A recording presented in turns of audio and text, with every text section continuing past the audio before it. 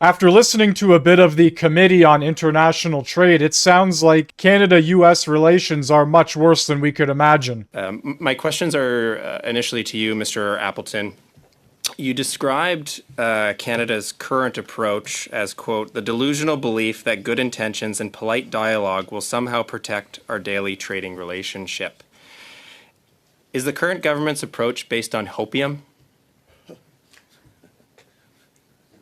Thank you for your question. It's sometimes difficult to get outside the wonderful things that you write in your op-eds. Yes, I worry about hopium, the belief that we're playing a game that we can deal with, just like I hope for the Blue Jays, but I just don't know. But the Blue Jays have a better chance right now than we do in trade. And the reason is we're playing the wrong game. We're playing a game where we believe that the Americans are going to follow the rules that we've worked on with them for so many years and built. We've built something together. But no longer do we have trade monogamy. We have something that's transactional, and this is whatever is good as last night. That's what's going on, and there's no marital therapy. We have no disputes resolution. We have no way of making this work. And so we need to really rethink this. And the one difference I have with Ms. Payne, and only one that I want to point out, is that Article 34 doesn't mean that we have to wait to the end of the CUSMA review for CUSMA to be ended. CUSMA could end at any point. The president can end it. Now, there are some constitutional issues that I've been having discussions with my constitutional colleagues at the New York Law School on as to whether or not it's appropriate for the president to do it. But the president ended the treaty with India without going to Congress, and I suspect he would end the treaty with Canada also without going to Congress. And maybe we'd go to the courts, but we would be stuck with 6 months or no treaty. And so I don't think we're prepared. And that's what I worry about. And then I've given specific suggestions in my brief and in other writings as to what we can do to do better, because I am an optimist. I think we can do better, and I think this committee can make a big difference. That's why I'm here. Thank you, Mr. Appleton. And picking up on some of your further writings, you described Canadian negotiators arriving with fragmented notes while American negotiators arrive with sharpened strategies. Now, in fairness to our negotiators, you do explain in some of your writings that this is the result of 10 years of not having sufficient institutional capacity. And if I can summarize your approach under the current government, you said it lacks routine, structured, and ongoing engagement. It has slower responses, fragmented input, gaps in practical knowledge, so that, quote, U.S. negotiators consistently entered the room with more substantial leverage, and that leaves critical gaps in our negotiating preparedness. So, Mr. Appleton, given that, is it your view that Canada, under the current approach, is unprepared for the CUSMA review? Simply, yes, we are unprepared. And the reason is we're tying one arm or two arms behind our back. The Americans have 1,000 people in these ITACs available, waiting for them, able to advise on drafts as they go along, to give real, meaningful, committed types of focused information.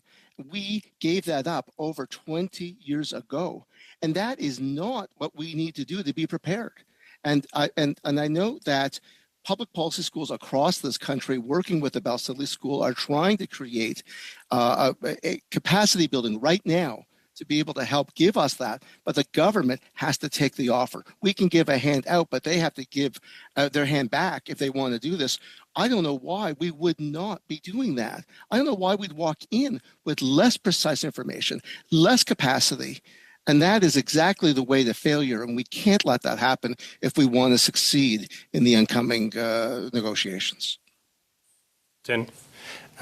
Ms. Bender, a question to you in a similar vein. In your writings, you've suggested that our current consultation approach is being co-opted by companies who, although appear Canadian, are in fact foreign because they are located elsewhere. Their CEOs are beholden to other jurisdictions, and you describe it as an untrustworthy approach. So, question to you, is it your view that the current government's approach to the CUSMA consultation is untrustworthy?